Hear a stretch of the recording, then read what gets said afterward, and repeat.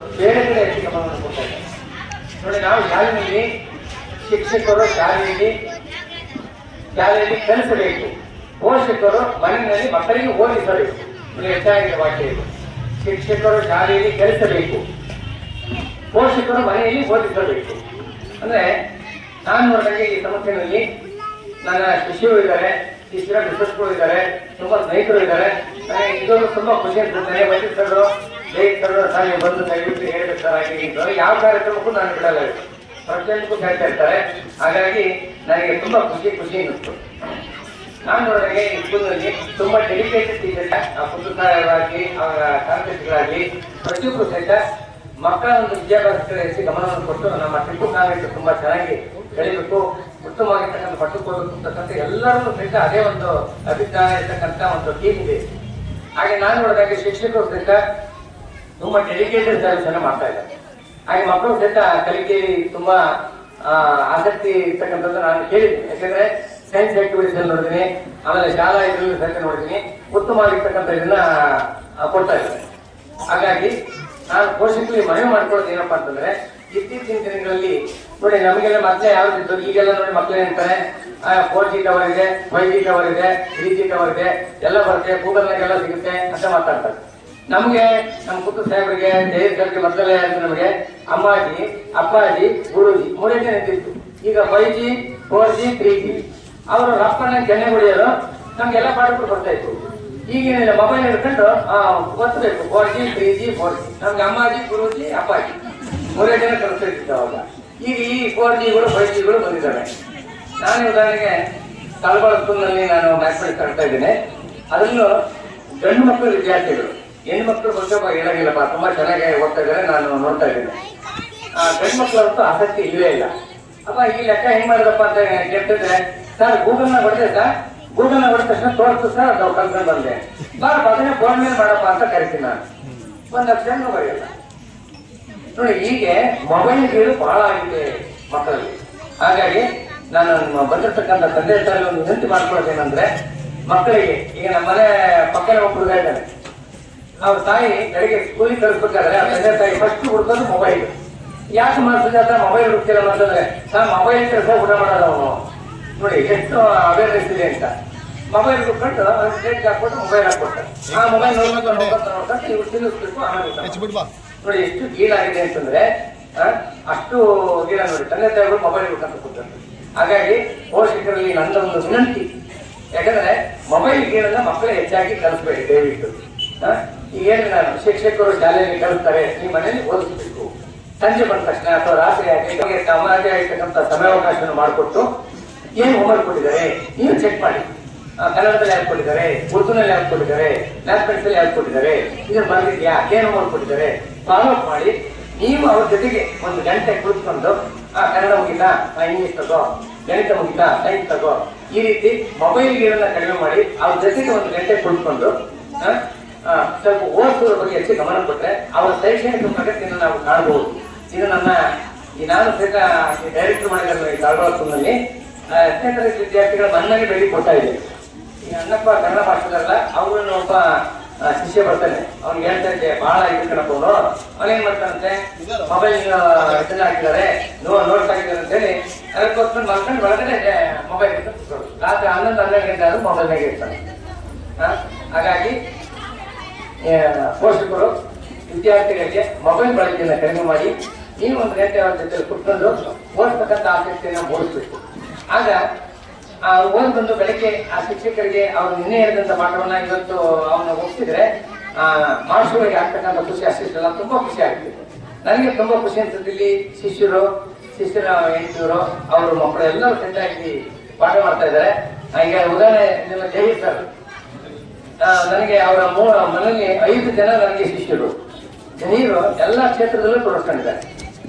ನೋಡಿ, ನೀವು ನೋಡಿದ್ರೆ ಕರೋನಾ ಕಾಲದಲ್ಲಿ ಅವರು ನೀವು ಪೋಷಕರು ಮನೆಯಲ್ಲಿ ಮಕ್ಕಳಿಗೆ ಮೊಬೈಲ್ ಬಳಕೆಯನ್ನು ಕಡಿಮೆ ಮಾಡೋದ್ರ ಮೂಲಕ ಅವರಿಗೆ ಹೆಚ್ಚು ಅವ್ರಿಗೆ ಆಸಕ್ತಿಯನ್ನ ಕೊಟ್ಟು ಓದಿಸೋದ್ರ ಮೂಲಕ ಅವ್ರ ಶೈಕ್ಷಣಿಕ ಪ್ರಗತಿ ಶ್ರಮಿಸಿ ಅಂತೇಳಿ ನಾನು ನಿಮ್ಮ ಮೇಲೆ ಕರೆಕ್ಟಾಗಿ ಕ್ಲಾಸ್ ಕೊಡ್ತಾ ಇದ್ದೀನಿ. ಈಗ ಈ ಸಂಸ್ಥೆಯವರು ಪೋಷಕರನ್ನೆಲ್ಲ ಕರೆಸಿ ಯಾಕಪ್ಪ ಇಷ್ಟೆಲ್ಲ ಇದು ಮಾಡ್ತಾ ಇದ್ದಾರೆ ಅಂತಂದ್ರೆ, ಈಗಿನ ಒಂದು ಶೈಕ್ಷಣಿಕ ಅಭಿವೃದ್ಧಿಯ ಬಗ್ಗೆ ಮಕ್ಕಳು ಉತ್ತಮವಾಗಿರ್ತಕ್ಕಂಥ ಸ್ಥಿತಿಯಲ್ಲಿ ಹೋಗಿ ಆ ಸಮಾಜದಲ್ಲಿ ಉತ್ತಮ ಒಂದು ಗೌರವವನ್ನು ತಗೊಳ್ಬೇಕು ಅಂತಕ್ಕಂಥ ಉದ್ದೇಶದಿಂದ ಒಂದು ಮನವರಿಕೆ ಮಾಡೋದಕ್ಕೆ ಸಭೆಯನ್ನು ಇಟ್ಕೊಂಡಿದ್ದಾರೆ. ನನಗೂ ಸಹಿತ ಅವಕಾಶ ಕೊಟ್ಟು ಅದನ್ನೆಲ್ಲ ಹೇಳ್ತಕ್ಕಂಥ ನಿಮ್ಗೆ ಹೇಳ್ತಕ್ಕಂಥ ನಿಮ್ಮ ಜೊತೆ ಬೆಳ್ತಕ್ಕಂಥ ಅವಕಾಶ ನನಗೂ ಸಿಕ್ತು. ಬಹಳ ಖುಷಿಯಿಂದ ಅನ್ಸುತ್ತೆ. ನಾವು ರಿಟೈರ್ಡ್ ಆಗಿದ್ರು ಸಹಿತ ನಮ್ಮ ಶಿಕ್ಷಕರನ್ನು ಕೂರಿಸಿ ನಮ್ಮನ್ನು ಕರೆದು ನಮಗೆ ಸ್ಥಾನಮಾನವನ್ನು ಕೊಟ್ಟು ನಿಮ್ಗೆ ಹೇಳ್ತಕ್ಕಂಥ ಒಂದು ಇದನ್ನ ಕಲಿಸ್ಕೊಟ್ಟಿದ್ದಾರೆ. ಅವರಿಗೆ ತುಂಬಾ ನಾನು ಅಭಾರ ಇದ್ದೇನೆ. ಅದನ್ನು ಟಿಪ್ಪು ಶೈಕ್ಷಣಿಕ ಸಂಸ್ಥೆ ಮಾತ್ರ ಒಂದು ಉತ್ತಮ ತಾಪುಗಾರಿಕೆ ಉತ್ತಮ ಹಂತದಲ್ಲಿ ಹೋಗ್ತಾ ಇದೆ. ಇಲ್ಲಿ ಓದಿರ್ತಕ್ಕಂಥ ವಿದ್ಯಾರ್ಥಿಗಳು ಉತ್ತಮ ಉನ್ನತವಾಗಿರ್ತಕ್ಕಂಥ ಕ್ಷೇತ್ರದಲ್ಲಿ ಹೋಗಿದ್ದಾರೆ. ಈಗ ನನಗೆ ನಾನು ಗೌರ್ಮೆಂಟ್ ಸ್ಕೂಲಲ್ಲಿ ವರ್ಕ್ ಮಾಡ್ತಿದ್ದೆ. ಆ ಸ್ಕೂಲಲ್ಲಿ ಓದಿರ್ತಕ್ಕಂಥವ್ರು ಎಲ್ಲರೂ ಸಹಿತ ನನ್ನ ಶಿಷ್ಯರು ಈಗ 41 ಜನ ಡಾಕ್ಟರ್ಸ್ ಆಗಿದ್ದಾರೆ. ನೆಲ್ಲೂರಲ್ಲಿ ಓದಿರ್ತಕ್ಕಂಥ ಆಮೇಲೆ ಬಹಳ ಖುಷಿ ಇತ್ತು. ತುಂಬಾ ಧನ್ಯವಾದಗಳು. ಹಾಗೆ ಬೇರೆ ಬೇರೆ ಕ್ಷೇತ್ರದಲ್ಲಿ ಬೇರೆ ಬೇರೆ ಶಿಕ್ಷಣ ಕ್ಷೇತ್ರದಲ್ಲಿ ಆಮೇಲೆ ವೈದ್ಯಕೀಯ ಕ್ಷೇತ್ರದಲ್ಲಿ ಆಮೇಲೆ ರಕ್ಷಣಾ ಇಲಾಖೆಯಲ್ಲಿ ಎಲ್ಲ ಇಲಾಖೆನೂ ಸಹಿತ ಇದ್ದಾರೆ. ಮೇಷ್ಟ್ರುಗಳಂತೂ ನನಗೆ ಗೊತ್ತಿರಂಗೆ ಪ್ರಾಥಮಿಕ ಪ್ರೌಢ ಮತ್ತು ಕಾಲೇಜು ವಿದ್ಯಾಭ್ಯಾಸದಲ್ಲಿ ಸುಮಾರು ಅಂದ್ರೆ ಒಂದು 250 ಜನ ಶಿಕ್ಷಕರು ನನ್ನ ಸ್ಟೂಡೆಂಟ್ಸ್ ಇದ್ದಾರೆ. ಅದಕ್ಕೆ ನಾನು ಬಹಳ ಹೆಮ್ಮೆ ಅಂತ ಅನ್ಸುತ್ತೆ. ಖುಷಿ ಆಗಿರುತ್ತೆ.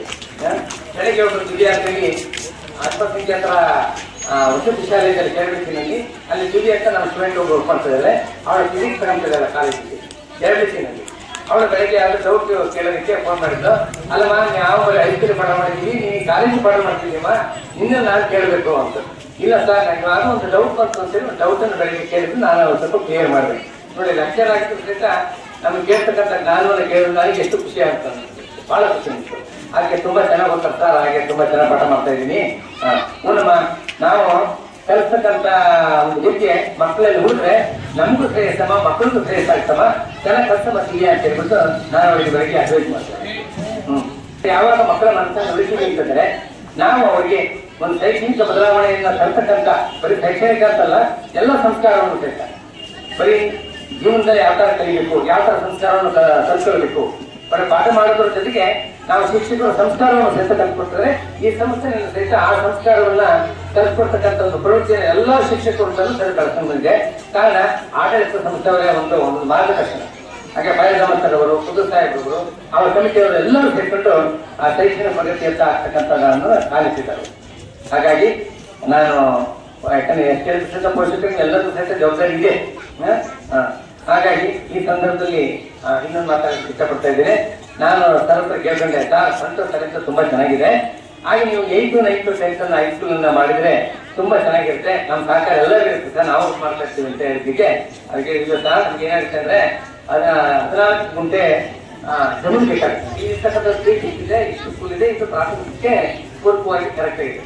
ಹಾಗೆ ಸರ್ಕಾರದ ರೀತಿ ನಿಮ್ಮನ್ನ ಪ್ರಕಾರ ಆ ಜಮೀನಿನ ವ್ಯವಸ್ಥೆ ಇರೋದ್ರಿಂದ ಇನ್ನು ಮುಂದೆ ಬರ್ತಕ್ಕಂಥ ಕಾಲದಲ್ಲಿ ಯಾರಾದ್ರೂ ಪ್ರಾಣಿಗಳು ದಾನವನ್ನು ಮಾಡುವುದರ ಮೂಲಕ ಈ ಒಂದು ಸಂಸ್ಥೆಯ ಉತ್ತಮ ಮಟ್ಟಕ್ಕೆ ಅಂದ್ರೆ 9 ಮತ್ತು 10ನೇ ತರಗತಿಗೆ ಹೋಗಿ ಮತ್ತೆ ಮುಂದೆ ಕಾಲೇಜನ್ನು ಸ್ಥಾಪಿಸ್ತಕ್ಕಂಥ ಈಗ ಕೆಳಗಿನ ಉಸ್ಮಾನಿಯಾ ಕಾಲೇಜ್ ಅಂತಿದೆ, ಅಲ್ಲೂ ನಮ್ಮ ಶಿಕ್ಷಕರು ಲೆಕ್ಚರ್ಸ್ ಇದ್ದಾರೆ. ನಾನು ಅಲ್ಲೂ ಹೋಗ್ತಾ ಇರ್ತೀನಿ, ಅಲ್ಲೂ ಕರಿತಾ ಇರ್ತಾರೆ.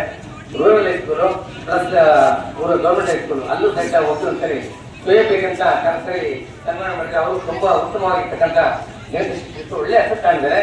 ನಲ್ಲೂರಿಂದಲೂ 40 ರಿಂದ 50 ವಿದ್ಯಾರ್ಥಿಗಳು ಆ ಶಾಲೆಗೆ ಹೋಗ್ತಾ ಇದ್ದಾರೆ. ಕಾರಣ ಶೈಕ್ಷಣಿಕವಾಗಿ ಅವರು ಒಂದು ಪ್ರಗತಿಯನ್ನು ತೋರಿಸ್ತಾ ಇರೋದಕ್ಕೆ. ನೋಡಿ, ಇಲ್ಲಿಂದ ಅಲ್ಲಿಗೆ ಹೋಗ್ತಾ ಇದೆ, ನಲ್ಲೂರಲ್ಲೂ ಸ್ಕೂಲ್ಸ್ ಇದೆ, ಇಲ್ಲೂ ಸಹಿತ ಕೆಳಗೆ ಮಕ್ಕಳು ಹೋಗ್ತಾ ಇದ್ದಾರೆ.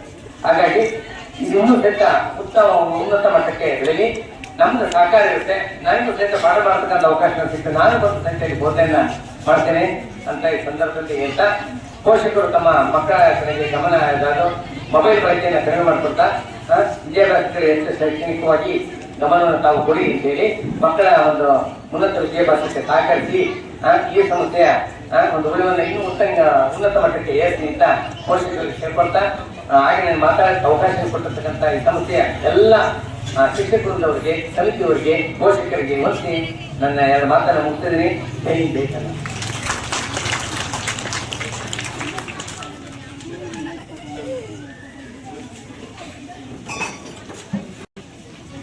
ಮಕ್ಕಳಲ್ಲಿ ಇತ್ತೀಚಿನ ದಿನಗಳಲ್ಲಿ ಆಸಕ್ತಿ ಕಡಿಮೆ ಆಗ್ತಿದೆ.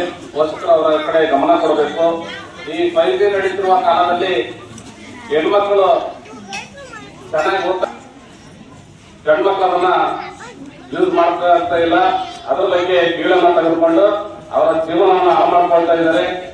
ಪೋಷಕರು ಆ ಮೊಬೈಲ್ ಬಳಕೆಯನ್ನ ಕಡಿಮೆ ಮಾಡಿ ಅವರ ವಿದ್ಯಾರ್ಥಿಗಳ ಕಡೆ ಹೆಚ್ಚು ಗಮನ ಕೊಡಬೇಕಂತ ಹೇಳಿ ಹೇಳ್ತಾ, ನಮ್ಮ ಶಾಲೆಯಲ್ಲಿ ಓದಿರುವಂತಹ ಅವರ ಶಿಷ್ಯರನ್ನೆಲ್ಲ ನೆನೆದು ಮಾತಾಡಿದಕ್ಕೋಸ್ಕರ ನಾವು ವೈಯಕ್ತಿಕವಾಗಿ ಶಾಲೆಯ ಪರವಾಗಿ ಸಂಸ್ಥೆಯ ಪರವಾಗಿ ತುಂಬ ಹೃದಯದ ಧನ್ಯವಾದಗಳನ್ನ ಹೇಳ್ತಾ, ಅದೇ ರೀತಿಯಾಗಿ ನಮ್ಮ ಶಾಲೆಯ ಆಧಾರ ಸ್ತಂಭ ಪ್ರಧಾನ ಕಾರ್ಯದರ್ಶಿಗಳಾದಂತಹ ಸರ್ ಅವರು ಈ ದಿನ ನಿಧನರಾಗಿದ್ದಾರೆ. ಅವರಿಗೆ ನಮ್ಮ ಸಂಸ್ಥೆ ವತಿಯಿಂದ ನಾನು ತುಂಬ ಹೃದಯದ ಅವರಿಗೆ ಏನಂತ ಹೇಳಿದ್ರೆ ಭಗವಂತ ಅವರಿಗೆ ಶಾಂತಿಯನ್ನ ನೀಡಿ ಅಂತ ಹೇಳಿ ಭಾವಿಸುತ್ತಾ, ಈಗ ಸರ್ವರನ್ನು ಉದ್ದೇಶಿಸಿ ಮಾತಾಡಿದಂತಹ ಲಕ್ಷ್ಮೀನಾರಾಯಣ ಸರ್ ಅವರನ್ನ ನಮ್ಮ ಸಂಸ್ಥೆ ವತಿಯಿಂದ ಒಂದು ಶಾಲಾ ಪ್ರೋಗ್ರಾಮ್ ಸನ್ಮಾನವನ್ನು ಮಾಡ್ತಾ ಇದ್ದೀವಿ.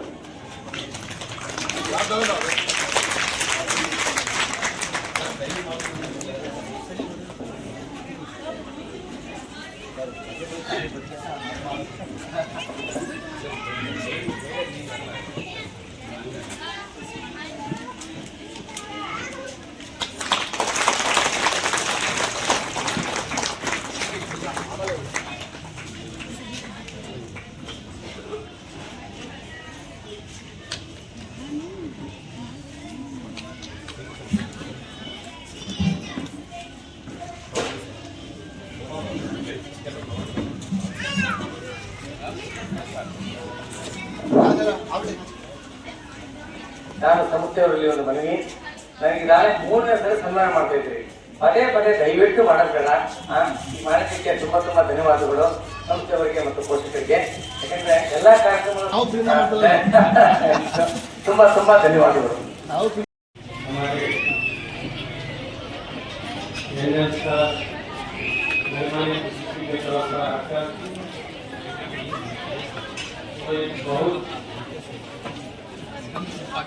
उम्दा हमारे बच्चों के लिए मेहनत की और उनके निगरानी में जो भी उसके तालीम हासिल किए हैं बहुत अच्छी से सारा पैमाने पर जाकर बहुत कुछ याद भी कर रहे हैं। तो हमारे गाँव यानी पूरे गाँव के लिए एक बेहतरीन फिल्म भी है हमारे गाँव के बच्चों के लिए। इसलिए आज के बच्चे में आपके सामने कुछ अच्छे से ऐसे आपकी बातें बताए हैं, उस पर अमल करते हैं बोलते उनका शुक्रगुजार हूँ। और साथ ही साथ अब तक जो भी यहाँ पर मशवरे दिए गए हैं हमारे सर हो, अजीत सर हो और दीगर हमारे सर सभी आप तमाम को अच्छे से स्कूल के तरफ से बातें बताए हैं और हमारे स्कूल के कवर तरीके सब बताए हैं। हमारे लिए बहुत बड़ी अफसोस की बात यह है कि हमारे एक जमुई सर हमारे सैयद हमारे खास दोस्त थे, उन्होंने हमारे इस इदारे में बेचा गया, कैसे बेचा गए, कैसे कैसे बेचा गए, तो हमारा हाल ऐसा होना नहीं। कैसे को ढूंढ कर लगाया था, तुम कैसे लाया था, बच्चे को भूजा। जैसा हमें खाली जमीन में देख रहे थे, अब कुछ ना कुछ हमारे सीख रहे नहीं, हमारे बच्चों के ताल्लुक से सीख रहे नहीं, हमारे बच्चों को पढ़ाने के ताल्लुक हमें खास कुछ नहीं कोई नहीं, मैं वो पढ़ाना ये पढ़ाना ये पढ़ाना पढ़ाना दो, मैं तो खास खास से होता खास को हकीकत से बदलना बोलो, हमें मेहनत करना सच्ची क्या कांगे की कहानी क्या ले क्या ऐसा होगा करना तो यही तो दीदी को हमें हमारे एंजल सर है वहाँ हमारे दीदी में बड़े कीमत के बातें बड़े एंजल सर हमारा हमें उसको अमल करने का एक बात अमल करेंगे क्या, हमारे बच्चों को मोबाइल से दूर करेंगे, हमारे बच्चों को अखलाक सिखाएंगे। आज का मिनट आया, आज बच्चों की चालाक बच्चों की जरूरत नहीं है, बहुत है चालाक है। You want intelligent, you want intelligent, you want hard worker. Smart phone की छोड़ दो, हार्ड वर्क कर दो, वैसे बनना करती। इंशाल्लाह आप सबका शुक्रिया अदा करने के लिए मैं हमारे मदरसे के माहौल मौलिमा साहिरा रानो को दावत देता हूँ। आप तमाम का जो है शुक्रिया अदा करेंगे। शुक्रिया के बाद इंशाल्लाह 2-3 मिनट इंशाल्लाह मीटिंग बता दें।